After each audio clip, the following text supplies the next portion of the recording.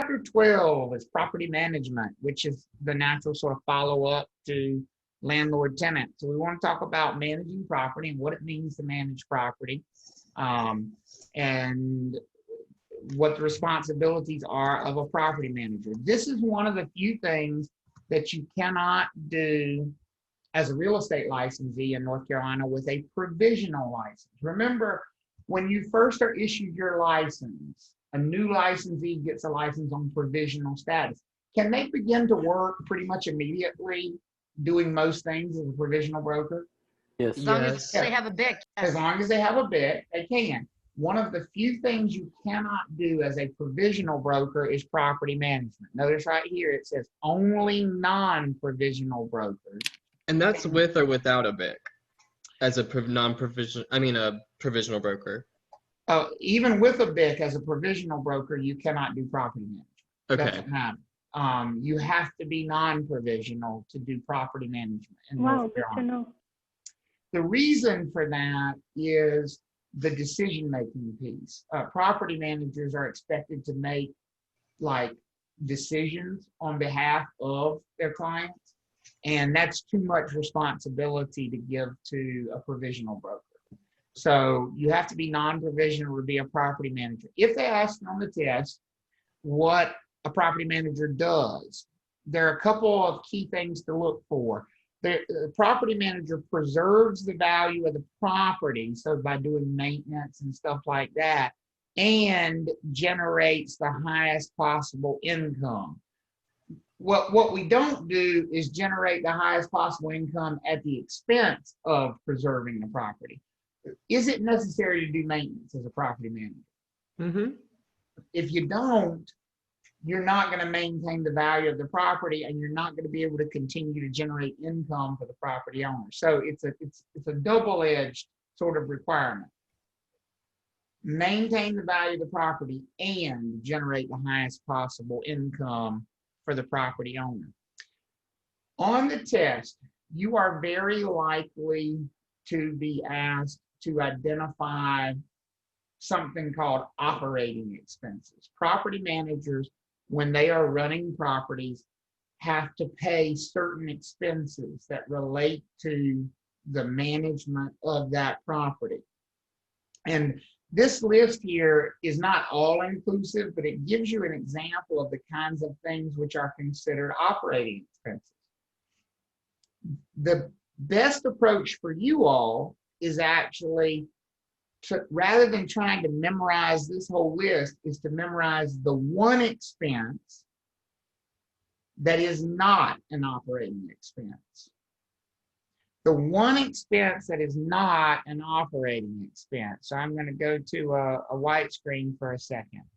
Not an operating expense. And there's only one thing I could think of that they could give you. And that is a mortgage payment on the property, and which is also known as debt service.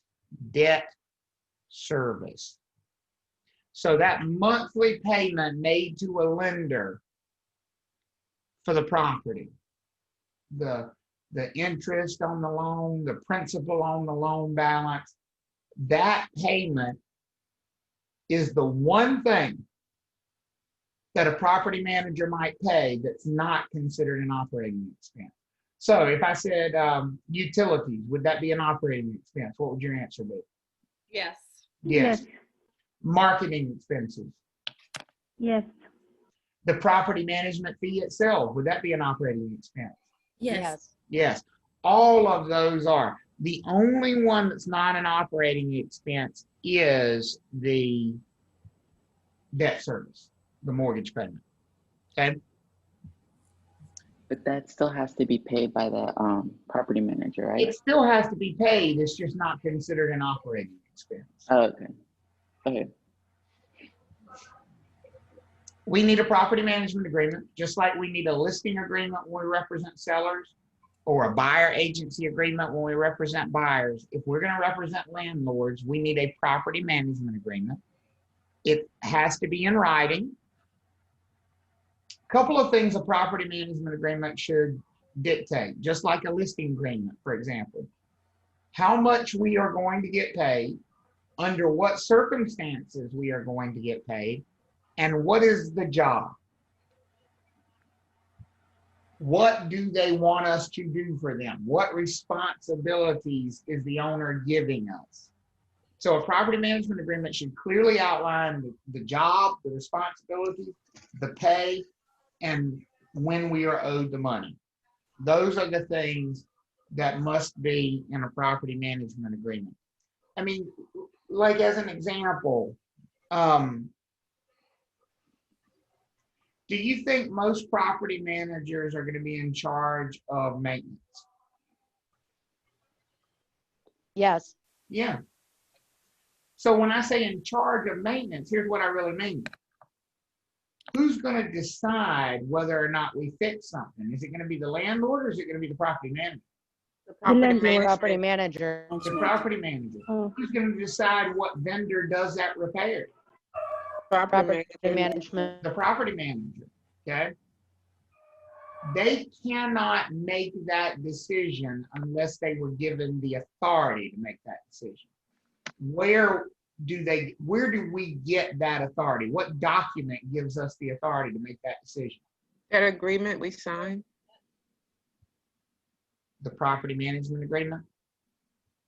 That's the purpose of the property management agreement, is to give us a set of rules that we have to follow and what decisions we can make. So the property management agreement should not only say what we're going to get paid, but what is the job? What are we supposed to be doing? What are we responsible for? What are we not responsible for? Okay. Don't worry about anything. Go back for 1 second. I'm sorry. Sure. Yeah, sure. Thank you. Any particular question, or you just need me to go back? Nope, I just needed to look at something, but I'm good now. Thanks. Okay. All right. Obviously, if you're going to manage something like a property, you need to operate it according to some kind of a written plan. That's really about all you need to know from this slide. We have one question. It says, would that make them a general agent? Ah, what a great question, Edgar. I was just about to lead into that. That's a great question. Edgar said, because the property manager is making decisions, are they a general agent? Well, let me first ask this question. Do you all remember the difference between special agency and general agency? Yes. Yeah, Special agents don't make any decisions, correct? Yes. right. The client makes all the decisions. Yeah, General agents have some decision-making authority. Limitation. Okay. So what do you think about property managers? Are they more likely to be special agents or general agents? General. They are general agents. Property managers are general agents. Great question. Go Edgar. One of the reports that we need to familiarize ourselves with that we send Travis, to, I'm yes, I'm go ahead, sorry. Charlie. Can you go back to this slide before this one? What do we need to know on that one? Nothing, Management, nothing, okay, nothing. okay. Okay. One of the detailed reports that we need to prepare for our property owners is something called a cash flow report. A cash flow report is just a detailed accounting of all the money that's come in and all the money that's going out in managing that property. Money in, money out. That's a cash flow report. It's used to show the property owner how well their property is being run. Does that make sense for everybody? Yeah. Because realistically, it doesn't matter how much rent we collect for a property owner if we don't maintain control over the expenses. Could we easily spend all the money if we don't have good control over Yeah. the operating expenses? Yes. Yeah. Mhm. And so we have to give them this detailed report. This is what a cash flow looks like. This is a cash flow report. And this is a formula you have to know. Sorry. Oh, no, more Charlene- math. Oh, Did you see Charlene's face? No, I didn't see Charlene. I Her missed jaw completely fell to the ground. Did you This- could see it in our eyes too? They were like, "What?" Oh my God. Some of you are waiting for me to go, oh no, I'm just kidding, but I'm not going to say that because Oh you my do God. have to know this formula. Well, you don't. You only have to know it if you want to pass. So we Track can throw that out Bro. Oh my God. when you put it that way, right? They do not expect you to actually do these calculations anymore. They used to, and not that long ago, about a year and a half ago, you had to actually do these calculations. But this formula is not as complex as it looks. Let me tell you why. Travis the will top give of us a shortcut.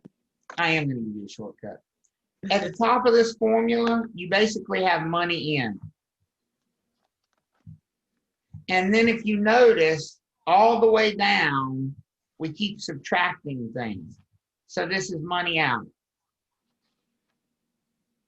And then we're subtracting again. This is more money what? Out. Out. Out. And then we're subtracting again. This is more Money out. money out. Until we finally get down here at the bottom to the end number, which is called before tax cash flow. Okay, I just missed it. Okay, so this is just a way to take, and if you look at it at the top, gross potential income, that's just the total amount of rent you could possibly collect. That word potential is important. Because remember, you might be managing an apartment building for this person, and it's got 100 units in it. Well, if you were calculating the potential income, you would assume every unit's what? Full. Full. Rent. And those people are all doing what? Paying rent. Paying rent on time. So basically, you live in fantasy land when you're up there at gross potential income. Yeah. Because is that realistic? If I'm managing 100 units, are they going to all be full all year long with everybody paying on time? No. No. No. No, probably not. But that has to be our starting point. Does that make sense for everybody? Mhm. Yes. Travis, real quick, will you have the money out, that's on each line, right? Because That's right. Okay. So there's 3 different places where we're going to basically subtract money. Gotcha. And so look at the first thing we subtract. What is the first thing that it says we will subtract there? What's the first money that goes away? Losses. Unpaid and uncollected rent. Vacancy, Vacancy and right? collection. Unpaid rent, uncollected rent. So we're basically taking the maximum possible rent that we could get, and then we're subtracting rent that we never got. What that leaves us with is the rent that we actually collected for the year. Does that make sense for everybody? Yes. Mhm. And that's an important number. That's called gross effective income. That's the rent that the property manager was actually able to collect for the entire year. But that's not the check that's going to go to the landlord. Why do we not send them a check for that whole amount? What have we not paid yet? Any bill. Expenses. Taxes. Expenses. Operations and all We that. haven't Operation paid- expenses. We haven't paid any Expenses. expenses yet. So that's the next step. If you notice, it says subtract, and then what are we subtracting down here? What's the next piece that's coming out? Expenses, operating expenses. Net operating. Operating expenses. So this is where all those things like property taxes, the property management fee, utilities, marketing expenses, maintenance expenses, staffing, all of that gets subtracted. This is probably where your money shrinks the most. Does that make sense? Mm-hmm. This is where you really burn through the money. If you were managing the property poorly, could you end up with a negative number right here after you Oh, do this yeah. subtraction? Yeah. Could you have more expenses than income potentially? Yes. Hopefully not, but you could. And that brings us to the most important number in the entire formula. The most important number in the formula is this one right here. Net Net rent. operating income, NOI. This is the number that tells you how good of a job you're doing as a property manager. Now, there is still one other thing we have to pay.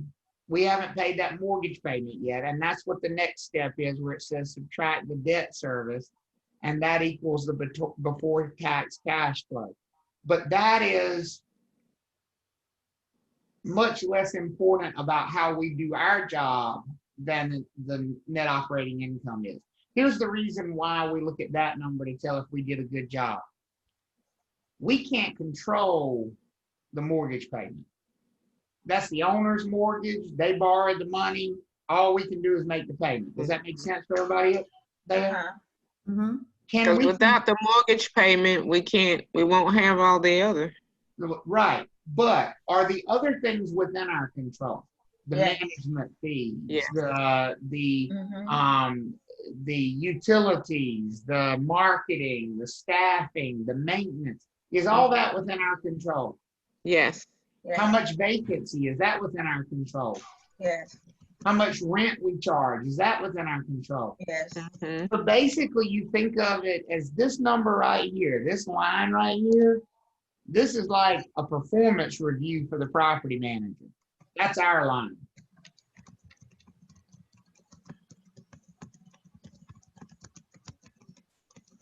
Okay, that's our line.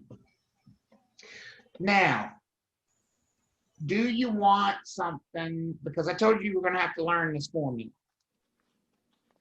Do you want something that'll help you remember this formula? Yes. Yes. Let me introduce you to my friend Violet. Mhm. This is Violet. And she- Charlene, you're like this. You can close your mouth now. I hope so. and she's a puppy. And puppy Violet eats Oreos, not dog biscuits, because she's spoiled. Puppy Violet eats Oreos, not dog biscuits. That helps you memorize this formula in order. The P stands for what? What's the first thing in the formula that we Puppy. start with? Potential growth. Potential income. growth. puppy. Potential income, right? Potential income is the maximum rent we could possibly hope to collect. And so that's where we start, potential income. And then what was the first thing we subtracted in that formula? Vacancy. Vacancy. Right? And that's the V for Violet. So puppy Violet, which is potential income minus vacancy, because it's always minus, everything's minus. And then that equals effective income, right? Mm-hmm. Puppy Violet eats, so that gets us to effective income, and she eats Oreos. What does the O stand for?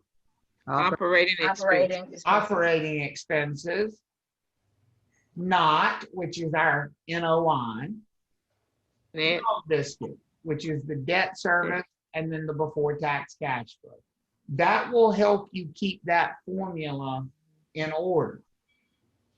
Okay, don't move it. Hold on. Now, one other way you can do it, and this helps when I teach it to my commercial people. Commercial property managers remember it this way. Please vacuum every office nightly. That one better. Please vacuum every office nightly, because the P again stands for what? Potential income. Potential income. Potential income, and then you're subtracting what? Vacancies. Vacancy, and that equals what? Effective Effective Effective income. income, and then you're subtracting what? Your operating Operating expenses. Operating expenses, and that equals what? The Not net operating Net income. operating income. Okay, Now, this one doesn't take you all the way down to cash flow, but it does get you to NOI, which is the one we really care about. The please vacuum every office nightly. Doesn't Right, get you please to vacuum tax. every office nightly. I like that. This gets you to NOI. Also, Travis, when you were going over it the first time, I was getting ready to ask you on the operating expenses, would the mortgage be included in there? So I think it's really important to note that it's not. It is not. The mortgage payment is not an operating expense. It is separate. It is called debt service. Yeah, that was the one thing you told us earlier. So Almasi said, how would a test ask this? Let me tell you exactly what you're going to get on the test. Well, I can't tell you exactly, but I can give you an idea of what I think you're going to get on the test. I'm just going to type it out real quick because it'll probably be easier to type it out.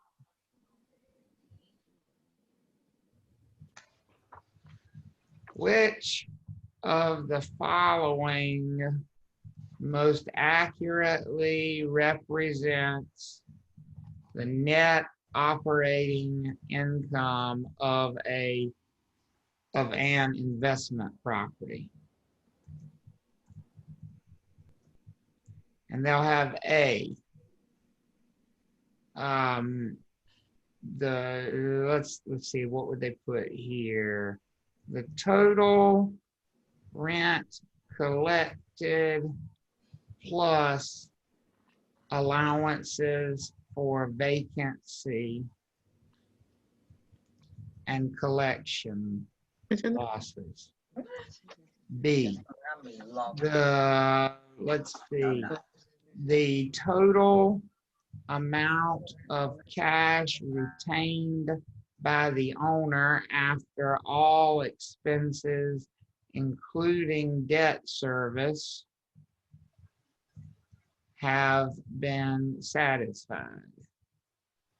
C, the total amount of funds available after accounting for actual rent collected as well as all operating expenses of the property.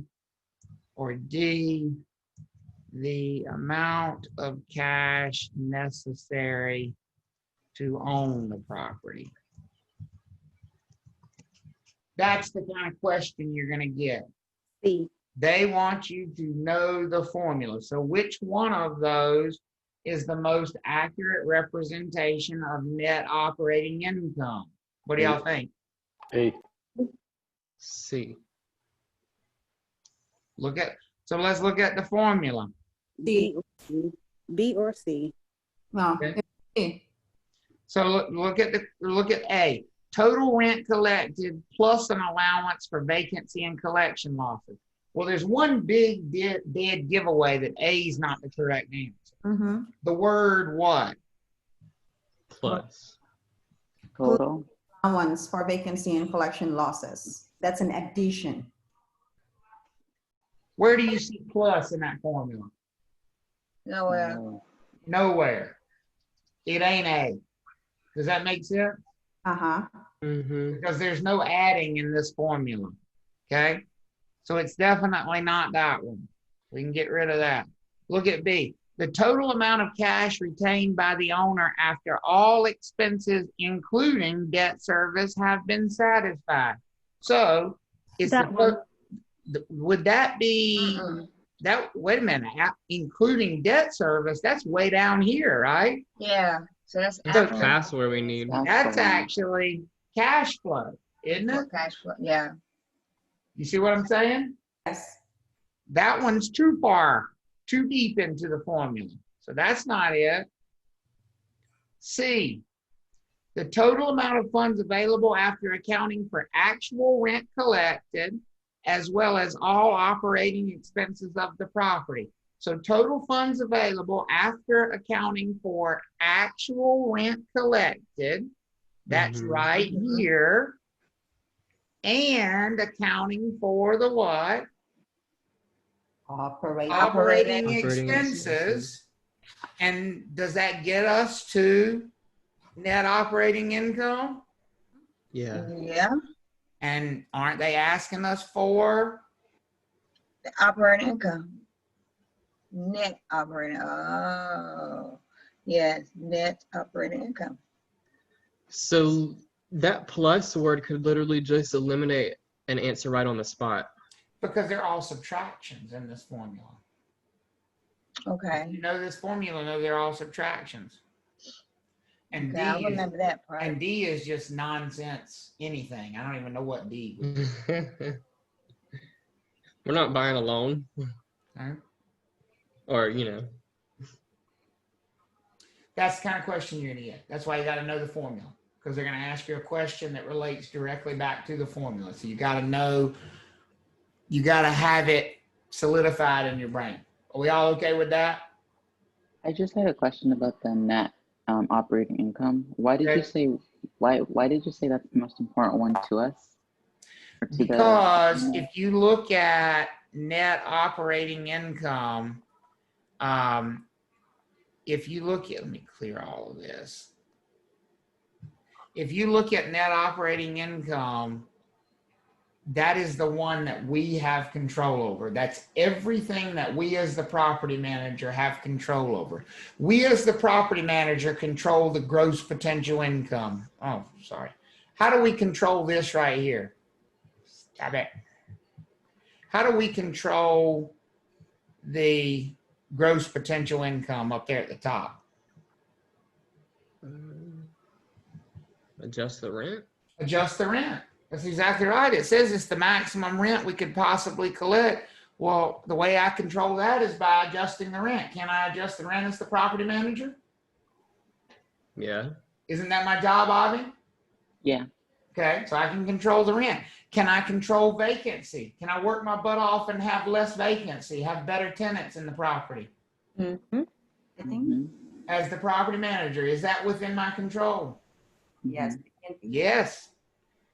As a matter of fact, it's one of the primary jobs, keep the property occupied. Would that just be like marketing it, Travis? And Yeah, making doing sure a better it's job of marketing it, beating the streets, finding people, doing advertising, making Okay. sure we keep tenants, making sure we retain tenants, that they don't move out. All of that goes into vacancy. How about the operating expenses? Are most of those within our control? How much we spend on marketing, how much we spend on repairs, how much we spend on maintenance, how much we spend on staffing? Is all that within the property manager's control? Yes. Right? So up to that point, everything is within the property manager's control. Once you get past NOI, you're down to things that are completely out of our control. We have no control over what the mortgage payment is on the property because the owner borrowed that money. We weren't there when they borrowed that money. We didn't set up that loan. We don't know what was involved with financing the property. So we don't have any control over it. So the reason NOI is the most important number from our perspective is because it's the number that tells whether or not we've done a good job managing the property. I don't think this is a job I would like. No, you don't want to be a property manager? No. What would it have to be if you did a good job? Like a high number or a low number? High number. High. We All right. Very want our NOI to be as high as possible. So I have a question, Travis. A lot of these, like all these complexes here in Raleigh, a young lady that I know doesn't have real estate license. So how does that work if they don't have a real estate license? Remember, one of the exemptions to the license law is You're working for if somebody you else. are the salaried employee of the owner of the property, you don't need a real estate license. Okay. Thank you. Okay. Yeah. Travis, can we say that the debt service is any loan but a mortgage loan? Ask that one more time, I mean, Carlos. the debt service, that is the principal and interest paid on a loan or on the property, Yep. is any loan rather than a mortgage on the property. So the mortgage is not included, those kind of loans. This is the mortgage loan. The debt service Oh, okay. is the mortgage loan. Okay, but I thought that was not No, the mortgage loan is not an operating expense. It is a Oh, okay. separate expense. Oh, okay. It is a Oh. separate expense. It's not, Oh, it okay. isn't, it's an expense, but not an operating expense. Oh, okay. I think maybe your confusion, Carlos might have been just reading principal and interest paid on the loan. And I'm so sorry, my cat just knocked over a table. But so he might have just been thinking like it's not the mortgage loan, it's just the principal and interest. No, of it, this but is that's the what it mortgage is. note. That is the Okay. monthly mortgage payment, is the Okay, debt thanks. service. Okay, Okay. The principal and interest is the monthly mortgage payment. right. Okay, Principal good. and interest combined is the monthly mortgage payment. How do we calculate how much we are owed? Again, this is math that you used to have to do that no longer is required on the test. But it's certainly a good idea to know it in case you decide you want to become a property manager. How do we calculate the property management fee? It is the rent we collect, which is the gross effective income. So it's the same thing as rent collected, multiplied times the rate, the management fee rate. So as an example, if we have an apartment complex with 200 units, and we'll just make them all the same for easy math. Let's say they rent at $1,200 per month each. Well, let's say that we have 10 of them vacant. Okay. So if we wanted to know what our property management fee is, would we be getting paid on all 200 of them or just on the 190 that we're actually collecting rent? 100. It's the 190. Just on the 190 that we're actually collecting rent. So if you got your calculator nearby, you could do 190 units times $1,200 a month. That's $228,000 a month. And then minus, it'd be $2,228. Yeah. Or if we do times 12 months a year, that's $2,736,000 in rent collected for the year. Do that again, Travis. I'm sorry. Do that one more time, because I missed something. So if we said we had 190 units times $1,200 a month, and that gives us rent collected of $228,000 a month. Okay. Times 12 months Times a year. 12. That's $2,736,000 in rent collected for the year. What if we were charging a 10% property management fee, which is a pretty common number?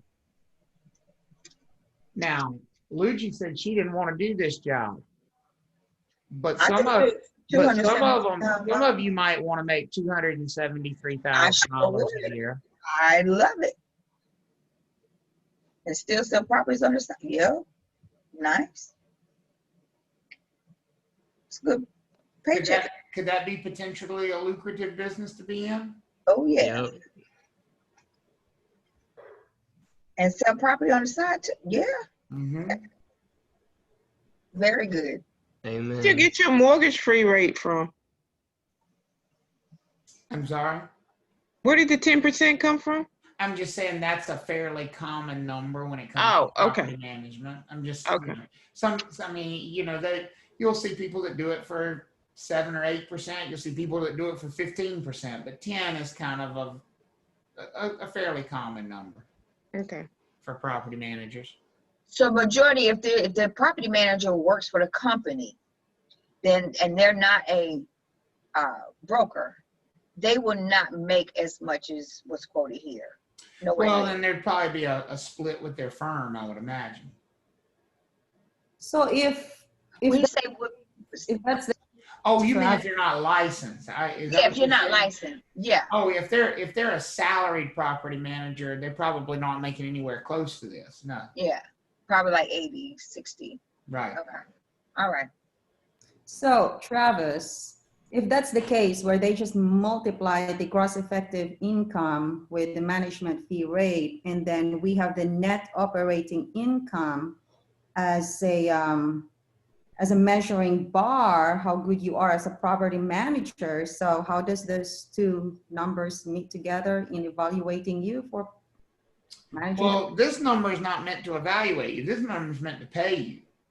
The net operating income is more of a clear reflection of your total job, because your net operating income Yes. takes this number into account. This number is part of the operating expenses that get deducted.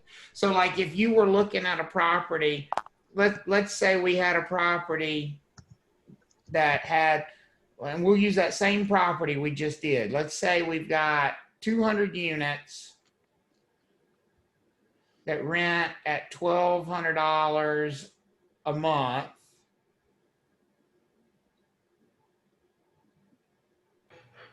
Each.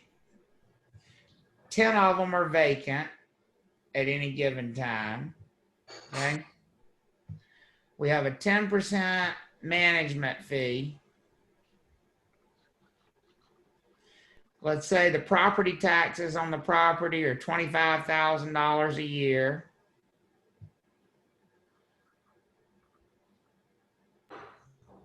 And we pay another $12,000 a year in utilities.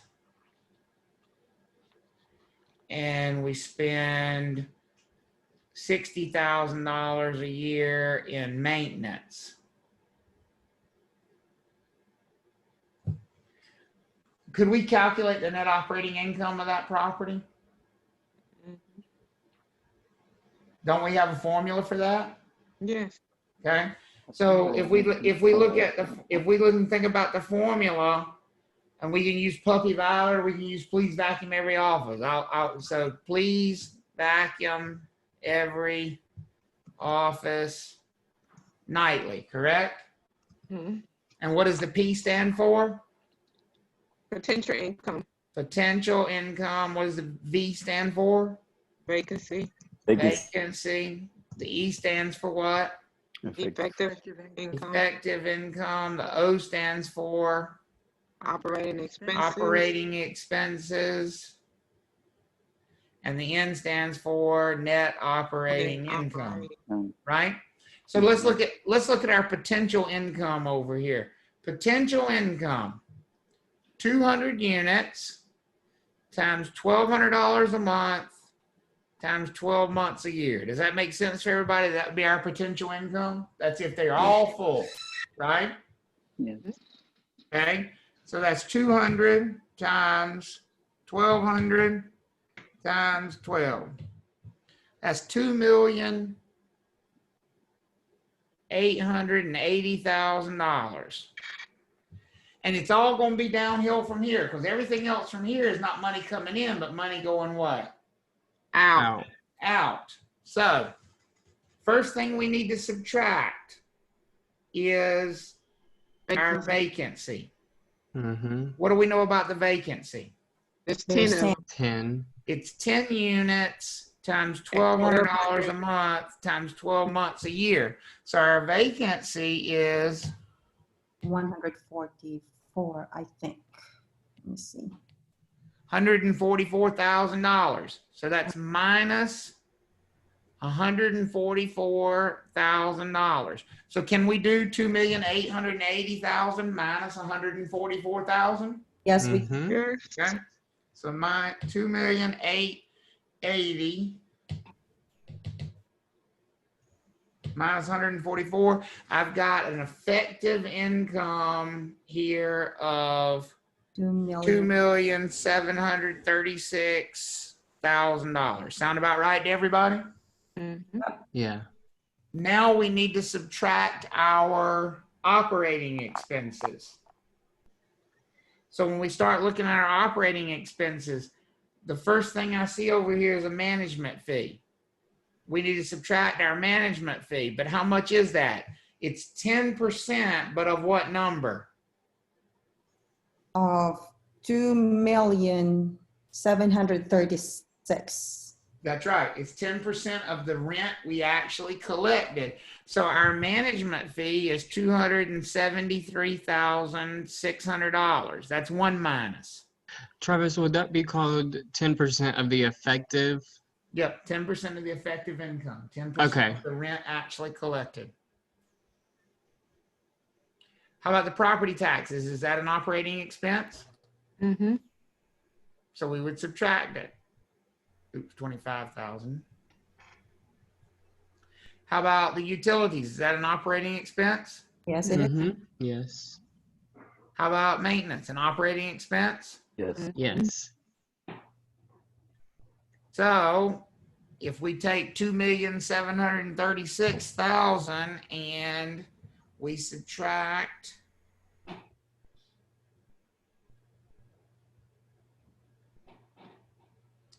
all of these numbers, 2,365,400. yep, I've got an NOI, it looks like to me, down here of $2,365,400 for an NOI for that property. That's what I got. Amanda, by using 190 in the first part, you essentially just combine the first two steps. There's nothing necessarily wrong with that, but basically what you're doing is subtracting the vacancy all at one time.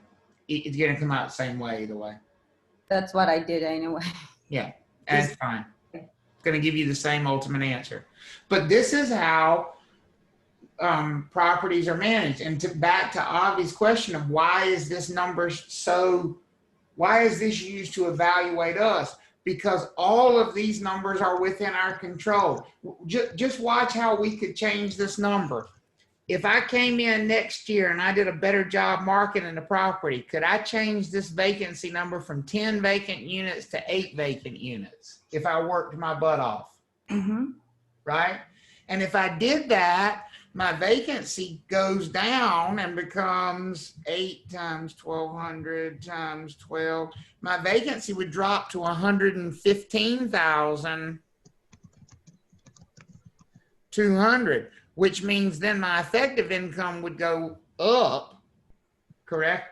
Does that make sense for everybody? Yes. So basically it would flow all the way through and I would have a bigger net operating income. So by doing a better job and creating less vacancy, you would see that with my better income. I bet you all the property managers in Raleigh are making bank right now. It's not a bad business if you can stand dealing with 200 tenants. That's not 200 people. That's the downside. Buyer at a time. Every one of those units represents a tenant you have to deal with. I'll deal with. This is mostly like apartment buildings, right? Mm-hmm. Apartment buildings, but also there are plenty of property managers who manage individual homes.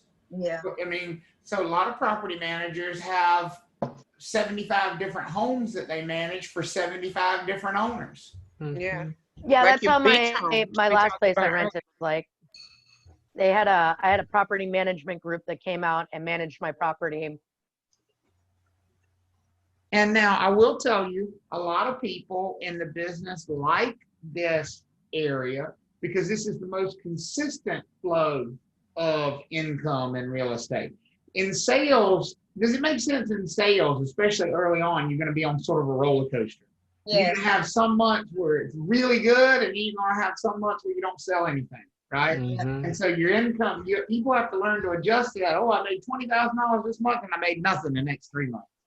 And it's hard for people to make that adjustment if they've always had a job. Property management, because it's based on collecting rent, is very regular. And I tell you where property management sucks right now. Commercial property managers are taking a beating right now. Yeah. Because most restaurants, stores, retail facilities, what are they not paying right now? Rent. they're not paying rent. And if they're not paying rent, is the property manager getting paid any sort of a management fee? Yep. And they still have to manage that property. So they're still having to go to work every day. They're still having to deal with all the issues of managing that property. And in a lot of ways, it's gotten harder to manage those properties because they're having to do things like put, social distancing stickers on the floors and have all these policies in place, and they're not getting paid because no rent's coming in.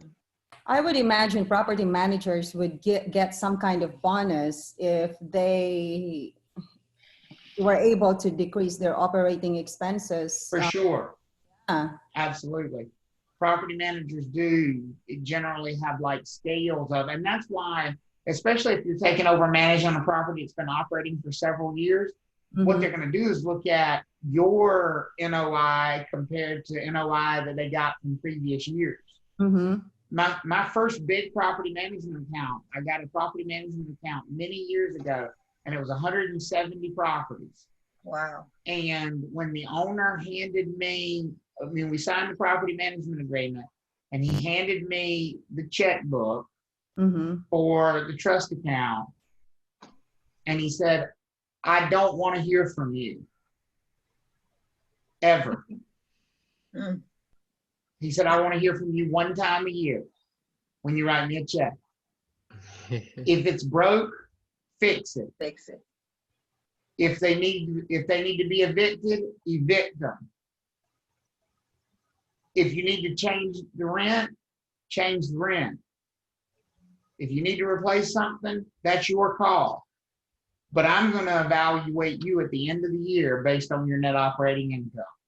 That was all he told me. And by the way, he didn't tell me what that number was that he wanted to see either. He didn't tell me what the previous property manager had done. I ended up beating it by about $60,000. Nice. So the NOI is basically just like the total profit that the property manager is making. Not that the property manager is making, That the property manager is generating. Whose money is this stuff? The owners. This is the owner's money. Owner money. Oh, so you want it to be high because then that would be a good job for you in the interest of the owner. That's right. You've done a good job for the owner because you made them a good amount of money. That was your job. So would you put, let me see, before I ask that question, maintenance. So I'm with the operating expenses where it has maintenance, the property manager is also allowed to hire a maintenance person? Yes. If I So, think so they don't have to worry so about that it. was actually one of the things I did with that property.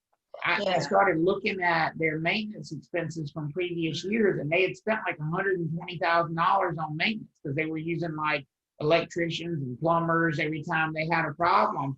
And I hired a full-time maintenance person. That makes sense. And we paid him $75,000 a year salary. But I said, you're on call 24 hours a day. Yeah. It's all that you. would make sense. You're on call. We're paying you $75,000 whether you fix nothing or whether you work on them all the time. And it worked out great because we saved a boat ton of money in maintenance expenses that way. That's what I would think. I would think that would work out Smart. better than calling a different. For property manager, me too. Yeah. That was one of the ways I saved money. But this is why property management is cool, because if you're headstrong, if you don't like people playing in your pool, if you don't like somebody micromanaging you, telling you what to do, property management is for you because you get to just run the show. I mean, that's because, listen, the owners don't want to do it. That's why they hired you. They hired you so you would handle all that stuff. The last thing an owner wants is a property manager who bothers them every day with stupid questions. Leave me alone and send me a check. That's it. That's it. Now, I think, Sherry, you brought up a good point. It sounds like universal agency. Here's why it's not universal agency. I don't have the opportunity to spend that $2,365,000. I can't choose what to do with that money because that belongs to the owner. That's up to them. That's why it's not universal agency. So close though. You're right. Exactly. Okay. Are we all okay on that? And again, you don't have to do that math anymore, but I think it does help to see just a demonstration of how a net operating income is collected. As far as establishing rental rates and how much we should charge, I do now, Chair.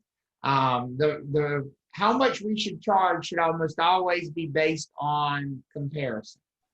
How much are other similar properties bringing in our marketplace? So on the test, if they ask you what the most important factor is in deciding rental rates, it is your competition. It is the things in your area and what they are renting for, because that's really going to dictate how much you can charge. Vacancy is one of the big killers of property management. If you need to adjust rental rates to get your vacancy better, that's what you need to do. Some small amount of vacancy is healthy, but having too much vacancy is a killer, because empty space is worthless space in the commercial world and in the investment property world.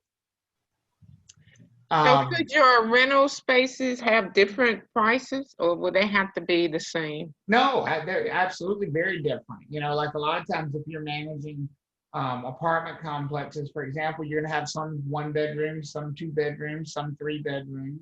If you're managing a shopping center, some of the tenants are going to have 100,000 square feet and some are going to have 5,000 square feet, and so there's going to be different rates, and that's all part of the deal. And those are all individually negotiated.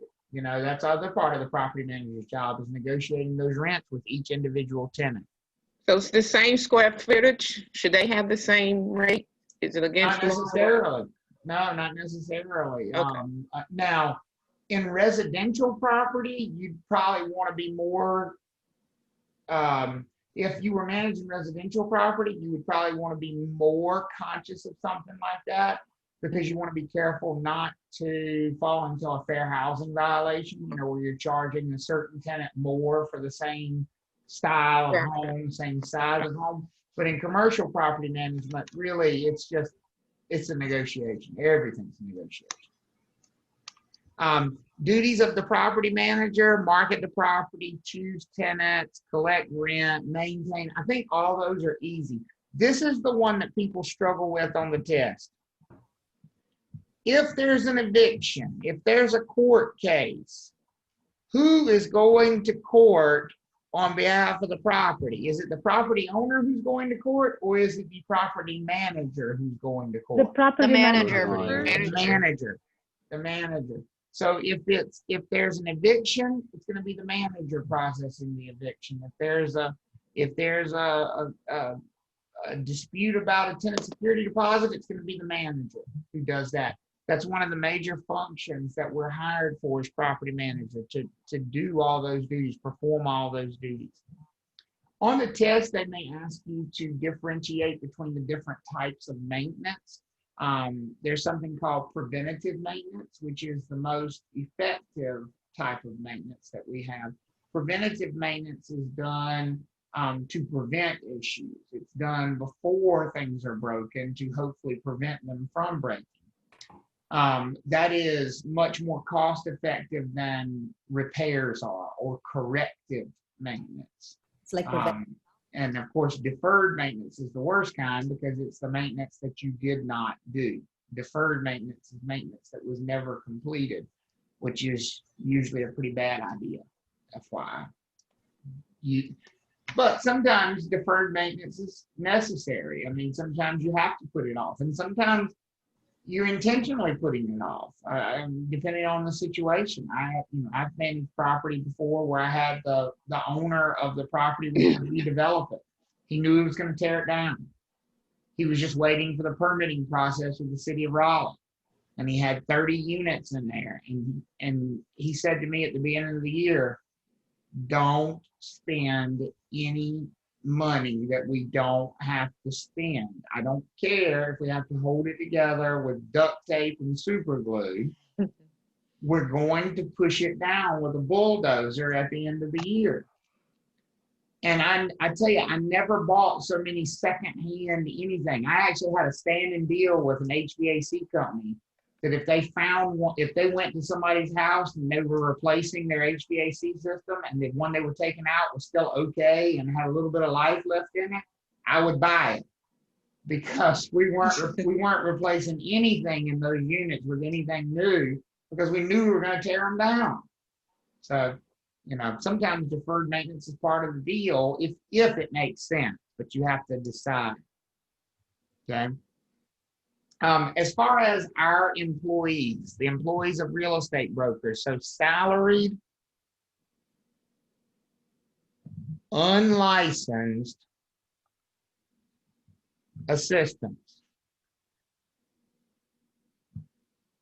people that do not have a real estate license. By the way, sometimes they're evil on the test.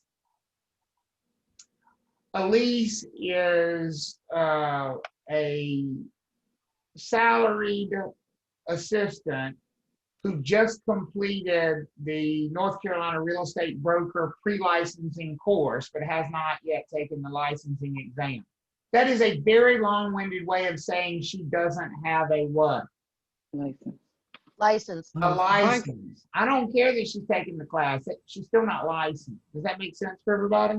Yes. Yeah. Or be very aware of that kind of sneakiness on the test. Oh, yeah. What can salaried, unlicensed people do for us as our assistant? That a lot. The answer is a lot, especially in the property management world. They can collect rent.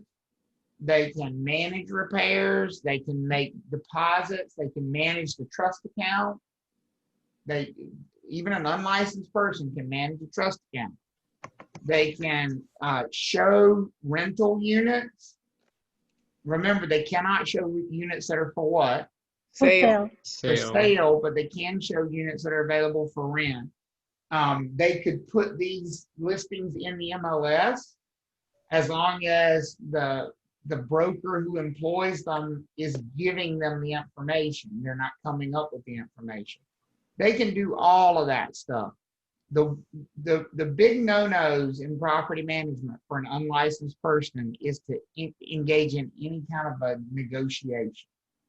So like as an example, you know, Charlene asked about these people who, let's say Charlene is a property manager. She got her license.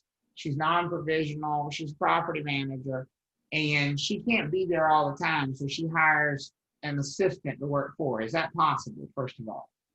Yes. Mm-hmm, She yeah. hires an assistant, and that assistant does not have a real estate license. Is that possible? Yes. Yes. Yes. She puts that assistant on salary because they don't have a real estate license. And the assistant sits in there on the weekends, and people come in and pay rent. Is that okay? Yes. Yep. People come in and complain and say, hey, I need to have my sink fixed. Is it okay for a salaried assistant to deal with that? Mm-hmm. Yeah. She can manage repairs. Somebody comes in and says, hey, I saw you have a unit available. Can I see it? Can that salaried assistant take them and show them that unit? Yes. For rent? The rental. Yeah. And so they walk back to the office after the showing, and the person goes, well, how much is that unit? And Charlene says, well, that unit rents for $1,200. Can she relay that information? Yes. Yes. Yes. And here's what the potential tenant says. Well, I was thinking more in like the $1,100 range. Do you think they'll take $1,100?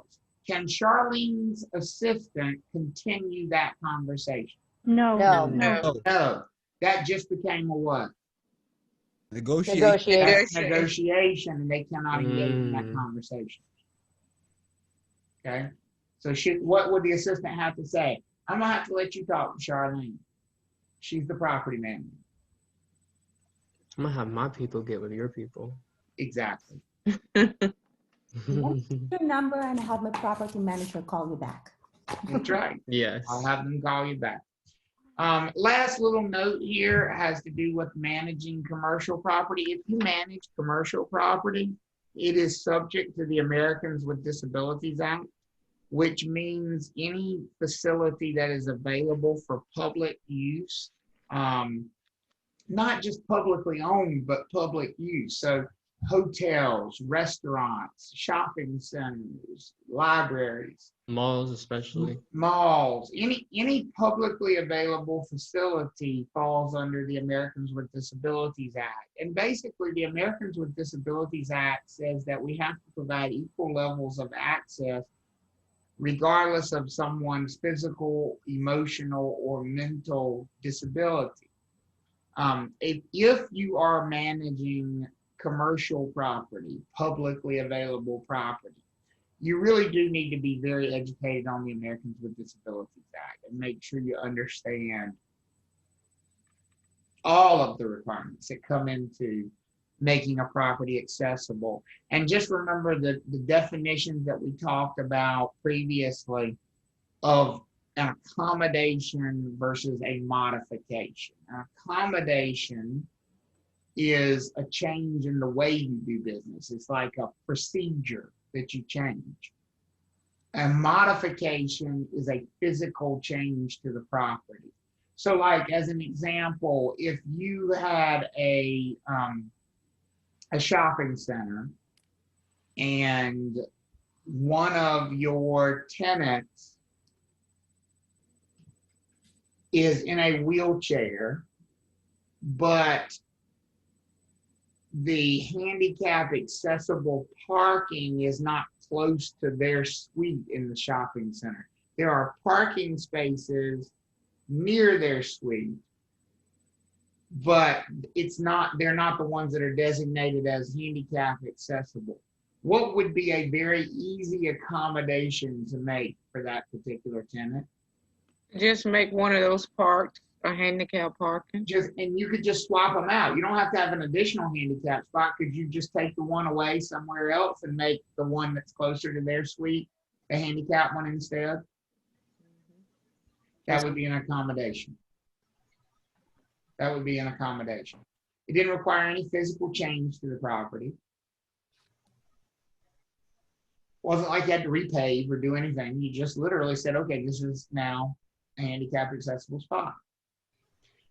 How about if that same tenant comes to you and says, well, it's great that you designated that spot as handicap accessible, but here's the problem. There's not a curb cut in there. There's just a big step up, and so I can't deal with the curb there. What would be a reasonable modification to make for them at that point? Adjust the curb. Change the curb. That's exactly right. Change the curb. Cut in a sloped, angled approach of the curb there that would allow for their wheelchair. Okay? So just be aware of the Americans with Disabilities Act. And that's it for the property management chapter. Dang, that was fast. It is fast, yes. Wow, that was quick. I mean, we can go back through it again if you want to. Just, you felt like it was too fast. Let's move on. All right, it's 2:30 now. So let's take a 10-minute break and come back at 2:30.